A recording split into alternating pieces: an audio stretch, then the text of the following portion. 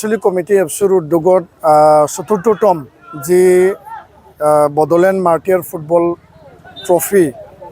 শ্বহীদসকলক যি বড়ো আন্দোলনৰ শ্বহীদ আছিল তেওঁলোকৰ সোঁৱৰণিত এইটো কৰা হৈছে আৰু আজি প্ৰথম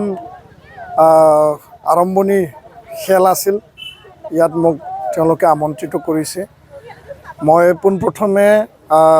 বড়োলেণ্ড আন্দোলনত জাতিৰ যি এটা আন্দোলন আছিল ইয়াত যিসকলে শ্বহীদ নিজৰ আত্মবলিদান জীৱন ত্যাগ দিলে তেওঁলোকৰ আত্মাৰ চিৰশান্তিৰ বাবে মই ঈশ্বৰৰ ওচৰত প্ৰাৰ্থনা জনাইছোঁ ওৰাং আঞ্চলিক কমিটিয়ে অকলে সেই খেলখন আজি 4 বছৰ ধৰি তেওঁলোকে চলাই আনিছে আৰু ইয়াত যিমানখিনি জাতীয় দল সংগঠন আছে তেওঁলোকে সহযোগিতা আগবঢ়াইছে যিখিনি জ্যেষ্ঠসকল আছে তেওঁলোকে সহযোগিতা আগবঢ়াইছে আৰু নিশ্চয়কৈ ইয়াৰ খোলাক ল'ব লাগিব যে ফুটবল এনেকুৱা এটা মঞ্চ য'ত নেকি শান্তি ঐক্য সম্প্ৰীতি আৰু মিলাপ্ৰীতি বিভিন্ন ভাষা ভাষী ধৰ্মাৱলম্বীৰ মাজত এটা পৰিৱেশ অঞ্চলটো সদায় অটুট কৰি ৰাখে তো এই খেলৰ যোগেদি আমাৰ শ্বহীদসকলৰ প্ৰতি যিখিনি আমাৰ শ্ৰদ্ধা আৰু যিখিনি সন্মান তেওঁলোকৰ যিখিনি সমাজ আৰু জাতিৰ প্ৰতি যিখিনি কৰি থৈ যোৱা যি এটা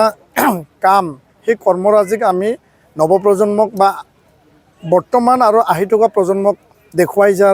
যোৱাৰ এটা সংকল্পৰে আমি এই ফুটবল টুৰ্ণামেণ্ট সদায় আমি পাতি আহিছোঁ বিভিন্ন আঞ্চলিক জিলা কমিটিয়ে সদায় এইটো পাতে তো ইয়াৰ কাৰণে মই আশা কৰোঁ যে ওৰাং আঞ্চলিকৰ এই উদ্যোগৰ দ্বাৰা সদায় সেই অঞ্চলত আমাৰ প্ৰতিভাৱান খেলুৱৈয়ে বিভিন্ন ক্লাবত তেওঁলোকে ইয়াত স্থান লাভ কৰিব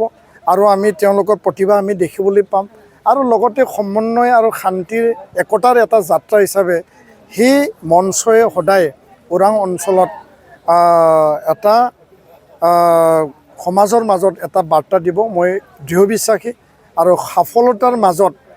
এই ফুটবল ট্ৰফি সদায় আগবাঢ়ক তাকে কামনা কৰিছোঁ চুক্তিৰ যিখিনি আধৰুৱা হৈ থকা দফা ৰূপায়ণৰ ক্ষেত্ৰত নিখিল বড়ো ছাত্ৰ সন্থা আৰু চুক্তিকাৰী সংগঠনৰ নেতৃবৃন্দই সদায় আলোচনা কৰিছে যোৱাকালি আমাৰ এটা ৰিভিউ মিটিং আছিল 5 বছৰলৈ হ'বলৈ গৈ আছে সেই শান্তি চুক্তিৰ প্ৰতিটো দফা আমাৰ সীমা সম্প্ৰসাৰণ গাঁও অন্তৰ্ভুক্ত ইয়াত 60টা সমষ্টি হ'ব লাগে বিটিআৰখন অধিক ক্ষমতাশালী কৰিব লাগে সেই বিষয়বিলাক আৰু NDBৰ যিখিনি কেছ জেলত থকা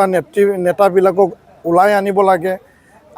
আধৰুৱা যিখিনি ৰিহেবিলিটেশ্যন পেকেজ শ্বহীদ পৰিয়ালক যি এটা তেওঁলোকক মৰ্যাদা বা তেওঁলোকক যি আৰ্থিক অনুদান দিব লাগে সেইবিলাক ক'তবা নহয় ক'তবা অলপ বিলম্ব হৈছে সেই বিলম্ব হোৱা যিখিনি বিষয় অতি সোনকালে নিষ্পত্তি কৰিব লাগে আৰু ক্ষিপ্ৰতাৰে চুক্তি ৰূপায়ণৰ যোগেদি বড়ো ৰাইজে আৰু বিটিআৰত অসমত বসবাস কৰা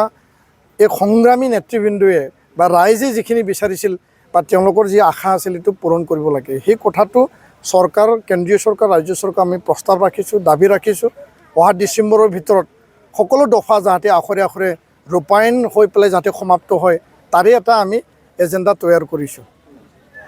নাই এইটো আমাৰ আহ্বান আছে কাৰণ একেটা পৰিবাৰত একেটা পৰিয়ালত সকলোৱে আছিল জাতীয় সংগ্ৰামত একেলগে আছিল বিভিন্ন দল সংগঠন যদিও একেটা দলত আৰম্ভণিত সকলোৱে কাম কৰিছিল সময় আৰু পৰিৱেশত সেই নেতৃবৃন্দসকলৰ বিভিন্ন ফিল্ডত তেওঁলোকে বিভক্ত হৈছিল তো এই বিভক্ত হোৱা যি এটা পৰিয়াল সেই পৰিয়ালটো একত্ৰিত হৈ আৰু অধিক জাতিৰ স্বাৰ্থত অঞ্চলৰ স্বাৰ্থত আমাৰ বড়োলেণ্ড অঞ্চলত বসবাস কৰা বিভিন্ন জাতি জনগোষ্ঠীক আগুৱাই নিয়াৰ ক্ষেত্ৰত বড়ো জনগোষ্ঠীক আগুৱাই নিয়াৰ ক্ষেত্ৰত যদি সকলোৱে একেটা সিদ্ধান্ত আৰু একেটা মনেৰে যদি আগবাঢ়ে তেতিয়াহ'লে অধিক ফলপ্ৰসূ হ'ব তাকে আমি কামনা কৰিছোঁ আৰু এই দৃষ্টিভংগীটো লৈ পেলাই আমি আহ্বান জনাইছোঁ বাকী যিখিনি কৰণীয় কাম আছে যিখিনি এজেণ্ডা থাকিব ফৰ্মুলা থাকিব আৰু এই জাতীয় যি আহ্বানক তেওঁলোকে কি ধৰণে সঁহাৰি দিব সেইটো সেই দলৰ নেতৃবৃন্দই বিবেচনা কৰিব তেওঁলোকৰ যি দলৰ মজিয়াৰ যিখিনি বিচাৰ বিবেচনা তেওঁলোকে আগত ৰাখিব আৰু মই দৃঢ় বিশ্বাসী মই আশাবাদী যে তেওঁলোকে নিশ্চয় আগবাঢ়ি আহিব আৰু এইটো কিমান দূৰলৈকে আগুৱাই যায় এইটো সময়ে ক'ব